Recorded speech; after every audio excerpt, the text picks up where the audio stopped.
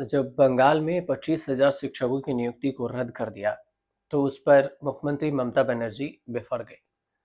उन्होंने तीखी प्रतिक्रिया जाहिर दी और उन्होंने कहा कि जिन जजों पर भ्रष्टाचार के आरोप हैं, जिनके घर से पैसे पाया जाता है, उन्हें केवल ट्रांसफर कर दिया जाता है और फिर शिक्षकों को क्यों बर्खास्त कर दिया जाता है। अब दरअसल सुप्रीम कोर्ट के इस फैसले पर ममता बनर्जी अच्छे खासी नाराज नजर आई। नाराजगी में उन्होंने ये प्रतिक्रिया दे दी, जो अदालत के किसी फैसले के खिलाफ अवमानना की श्रेणी में आता है। अटेम्प्ट ऑफ एक्ट कहते हैं इसे। अब बीजेपी अलग सुप्रीम कोर्ट के फैसले के खिलाफ उनसे इस्तीफा मांग रही थी, तो फिर ममता बनर्जी ने तीखी प्रतिक्रिया दी और सियासी चर्चा भी हुई। लेकिन क्या ममता का ये रिएक्शन कोर्ट की अवमानना का श्रेणी में आएगा? सवाल ये है छोटा सा, और इसी सवाल को समझिए। आमतौर पर ऐसे मामलों में कोर्ट खुद भी संज्ञान लेता है, या फिर अगर कोई इस मामले पर अपील करता है तो भी कोर्ट इस पर अवमानना का मामला करते हुए कार्रवाई कर सकती है। तो सवाल ये उठा कि क्या भारत के पद पर बैठे मुख्यमंत्री पर कोर्ट की अवमानना का मामला चल सकता है क्या? तो इसका जवाब है हाँ। भारत में पद जो है उस पर बैठे मुख्यमंत्री पर कंटेम्प्ट ऑफ कोर्ट का मुकदमा चल सकता है। भारतीय संविधान और कानून के तहत कोई भी व्यक्ति, चाहे वह मुख्यमंत्री ही क्यों ना हो, अदालत की अवमानना के जवाबदेह हो सकता है। कुछ सवाल हैं, उस सवाल से समझिए। जैसे, क्या इसका कोई कानून भी है इसे समझने के लिए? सबसे पहला सवाल तो हाँ, इसका कानून है, गंभीर कानून। कंटेम्प्ट ऑफ कोर्ट एक्ट 1971 के तहत अदालत की गरिमा को ठेस पहुंचाने, उसके आदेशों की अवहेलना करने, न्यायिक प्रक्रिया में हस्तक्षेप करने जैसे मामले को अवमानना माना जाता है। Contempt of court act. अब सवाल ये कि अवमानना कितनी तरह की होती है? तो ये अवमानना भी दो तरह की होती है। पहली अवमानना ये तब मानी जाती है जब अदालत के फैसले को माना नहीं जाए, और दूसरी अवमानना तब जब कोर्ट की निंदा करे और इस फैसले की निंदा या फिर फैसले की प्रक्रिया को बाधित करे। दूसरी अवमानना आपराधिक श्रेणी में मानी जाती है, जो कोर्ट के आदेश को पालन नहीं करते। अब सवाल ये कि पद पर रहते हुए मुख्यमंत्री को कौन सा कानूनी कवच मिलता है? तो मुख्यमंत्री को संविधान के अनुच्छेद 361 के तहत कुछ विशेषाधिकार मिले हुए हैं, जो कि उन्हें कार्यकाल के दौरान सिविल और आपराधिक मामलों में सीमित छूट देती है।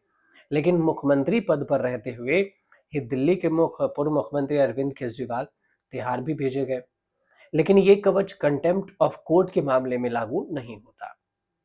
तो फिर सवाल ये बनता है कि क्यों अदालत की अवमानना का मामला गंभीर होता है? क्योंकि इसलिए होता है क्योंकि ये माना जाता है कि अदालत की अवमानना संविधान की अवमानना और इसे संवैधानिक व्यवस्था, न्यायपालिका की स्वतंत्रता की रक्षा की राह में अड़ंगा माना जाना। और उच्च न्यायालय, सुप्रीम कोर्ट, हाई कोर्ट अगर देखिए तो अपनी अवमानना के मामलों में कार्रवाई करने का अधिकार रखता है, और वे इस शक्ति का प्रयोग किसी भी व्यक्ति, जिसमें मुख्यमंत्री भी शामिल हो, उसके खिलाफ कर सकते हैं। सर्वोच्च न्यायालय, जिसे सुप्रीम कोर्ट कहें, हाई कोर्ट कहें, संविधान के अनुच्छेद 129 और 215 के तहत अपनी अवमानना के मामलों में कार्रवाई करने का अधिकार रखता है। कौन कौन मुख्यमंत्री हैं इनके निशाने पर अब तक आ चुके हैं जो अवमानना कंटेम्प्ट ऑफ कोर्ट के?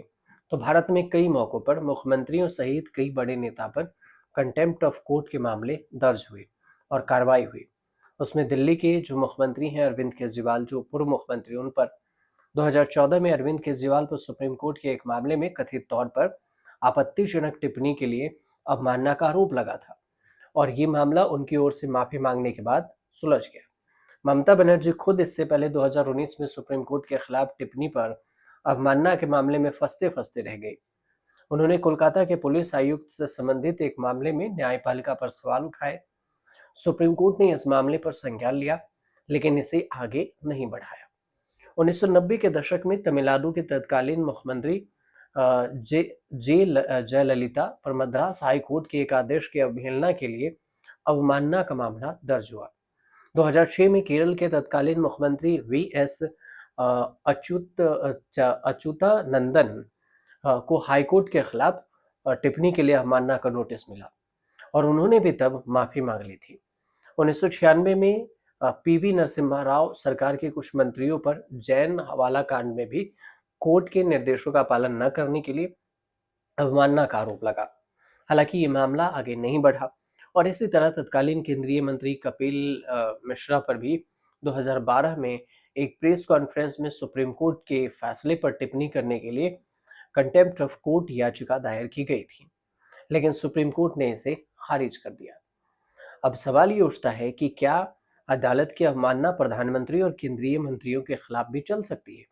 तो बिल्कुल चल सकती है। भारत में प्रधानमंत्री और केंद्रीय मंत्रियों पर भी अदालत की अवमानना का मुकदमा चल सकता है। इसके तहत कोई भी व्यक्ति, वो कितनी भी उच्च पद पर हो, अदालत की गरिमा को ठेस पहुंचाने या फिर उसके आदेशों की अवहेलना करने के लिए जवाबदेह हो सकता है। संविधान और कानून के सामने सब बराबर है और सब भी होना भी चाहिए। हालांकि कुछ संवैधानिक प्रावधान उच्च पदाधिकारियों को सीमित सुरक्षा भी प्रदान करते हैं। तो ये भी सवाल है कि किसे देखा जाए तो किसे इस मामले में छूट मिली हुई है। तो अनुच्छेद 361 के तहत केवल राष्ट्रपति और राज्यपाल को उनके कार्यकाल के दौरान सिविल आपराधिक मुकदमों के सुरक्षा देता है, लेकिन इसमें कंटेम्प्ट ऑफ कोर्ट का उल्लेख नहीं किया गया। तो कुल मिलाकर ये कंटेम्प्ट ऑफ कोर्ट वाली जो बात थी, इसके जरिए ही, ममता बनर्जी के जरिए, बयान के जरिए कंटेम्प्ट ऑफ कोर्ट का पूरा मामला हमने कोशिश की कि आपको समझ में आ जाए। अगर आ गई हो तो हमारे चैनल से जरूर जुड़िएगा, कमेंट जरूर कीजिएगा और अच्छी लग रही हो, अगर आसान भाषा में आप समझ पा रहे हो तो हमारे चैनल को सब्सक्राइब थोड़ा कर लीजिएगा।